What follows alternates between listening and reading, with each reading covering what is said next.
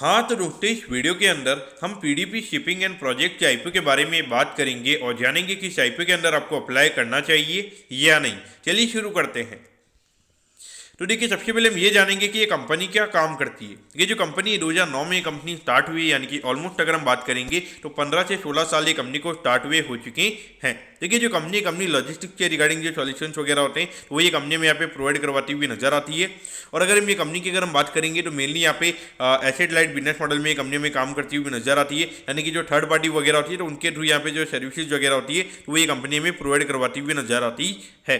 अगर हम ग्लोबली अगर हम बात करेंगे तो यहाँ पे कहाँ पे ये कंपनी अपने प्रोडक्ट को यानी कि जो लॉजिस्टिक की जो सर्विसेज है ग्लोबली यहाँ पे कंपनी कहाँ पे सर्विसेज हमें प्रोवाइड करवाती हुई नजर आती है। तो देखिए, ब्राजील हो गया, यूएसए हो गया, साउथ कोरिया ऐसी जगह भी हमें यहाँ पे कंपनी की जो लॉजिस्टिक सॉल्यूशंस है वो हमें यहाँ पे ये कंपनी प्रोवाइड करवाती हुई नजर आती है।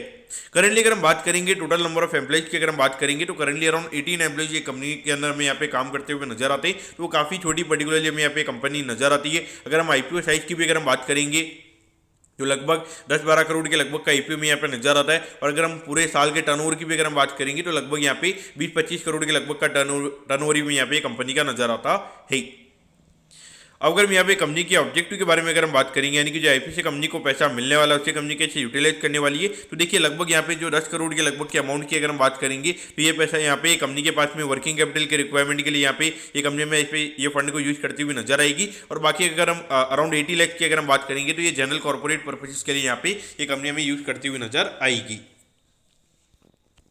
अब अगर हम यहाँ पे कंपनी के फाइनेंशियल्स के बारे में अगर हम बात करेंगे तो देखिए 2022 में लगभग 28 करोड़ के लगभग ये कंपनी का रेवेन्यू का नंबर में यहाँ पे नजर आता है। फिर ये नंबर में गिर के लगभग 22 करोड़ 60 लाख के लगभग यहाँ पे गिर के यहाँ पे नजर आता है, यानी कि ऑलमोस्ट अगर हम देखेंगे अराउंड 20% यहाँ पे जो कंपनी के रेवेन्यू के नंबर थे वो में यहाँ पे गिरते हुए नजर आए थे। और उसके बाद अगर हम देखेंगे तो लगभग 20 करोड़ 58 लाख के लगभग ये नंबर में यहाँ पे कंपनी का नजर आता है, यानी कि ऑलमोस्ट यहाँ पे अराउंड 9-10% से फिर से यहाँ पे जो कंपनी के रेवेन्यू के नंबर से वो पिछले फाइनेंशियल ईयर में हमें यहाँ पे गिरते हुए नजर आए हैं। और अभी अगर हम देखेंगे तो ऑलमोस्ट यहाँ पे 8 महीने में लगभग 14 करोड़ के लगभग का रेवेन्यू का नंबर में यहाँ पे नजर आता है, जो कि इंडिकेट कर रहा है कि ये साल भी लगभग 21-22 करोड़ के लगभग का रेवेन्यू का नंबर में यहाँ पे कंपनी का होता हुआ नजर आएगा। तो कहीं ना कहीं देखा जाए तो ऑलमोस्ट पिछले 4 साल के जो कंपनी के नंबर है वो ये इंडिकेट कर रहे हैं यहाँ पे कंपनी के अंदर बियॉन्ड पॉइंट ग्रोथ नहीं आ रही है। उस पॉइंट से देखा जाए तो अगर ग्रोथ ये कंपनी के अंदर नहीं आ रही है तो फिर ये कंपनी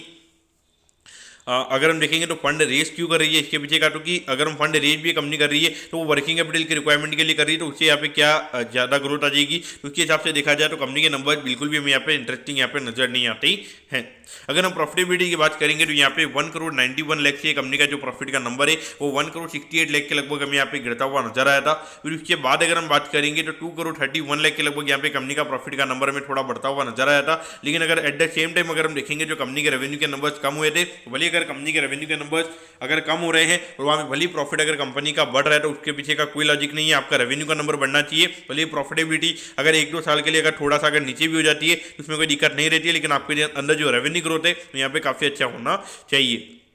तो कहीं ना कहीं देखा जाए तो पर्टिकुलरली नंबर्स के पॉइंट ऑफ व्यू से अगर हम बात करेंगे तो इतने अच्छे नंबर्स हमें यहाँ पे ये कंपनी के नजर नहीं आते हैं।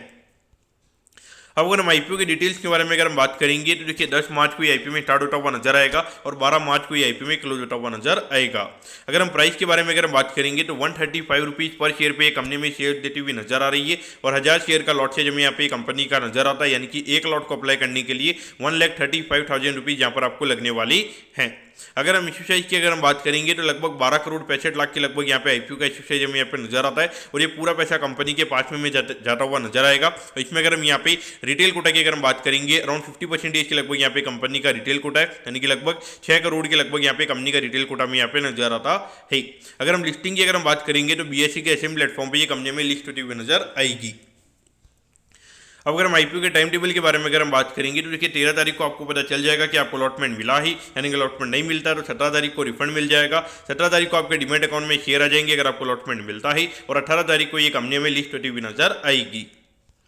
अब अगर हम यहाँ पे कंपनी के वैल्यूएशन के पैरामीटर्स की अगर हम बात करेंगे तो देखिए ऑलमोस्ट यहाँ पे 40 करोड़ के मार्केट कैप पे ये कंपनी का आईपीओ में आता हुआ नजर आ रहा है। तो देखिए छोटी कंपनी है तो यहाँ पे इतना ज़्यादा कोई वैल्यूएशन का मैटर नहीं रहता है, लेकिन देखिए जो छोटी कंपनी होती है वहाँ पे नॉर्मली मार्केट मिनिमम लगभग अराउंड 25-30% की ग्रोथ मार्केट एक्सपेक्ट करता है और ये तो बुल मार्केट में ग्रोथ मार्केट एक्सपेक्ट करता है। लेकिन यहाँ पर अगर थोड़ा मार्केट में जिस तरीके का भी करेक्शन चल रहा है तो वहाँ पर अगर हम देखेंगे जहाँ पे कंपनी के एकदम नंबर्स फ्लैट है तो वहाँ पर देखा जाए तो मेरे हिसाब से कोई भी पी रेशियो देने का काम वहाँ पे खास करके जो छोटी कंपनी होती है उनको मार्केट बिल्कुल भी यहाँ पे लाइक नहीं नहीं करता है, तो पॉइंट ऑफ व्यू देखा जाए तो मेरे हिसाब से टोटली अवॉइड करना ये कंपनी को सही रहेगा। अगर थोड़ी बहुत भी यानी कि लगभग 10 से 15% के ग्रोथ के नंबर्स भी अगर ये कंपनी के होते तो फिर भी यहाँ पे थोड़ा अप्लाई करने का हम यहाँ पे सोच सकते थे, लेकिन यहाँ पे ऑलमोस्ट जब फ्लैट नंबर्स ऑलमोस्ट अगर हम देखेंगे लास्ट 2-3 साल से कंपनी के जो रेवेन्यू के नंबर्स वो यहाँ पे गिरते हुए नजर आ रहे हैं, तो ऐसे में कोई इन्वेस्ट करके मेरे हिसाब से कोई लॉजिक नहीं। और ये लॉजिस्टिक वाला बिजनेस है,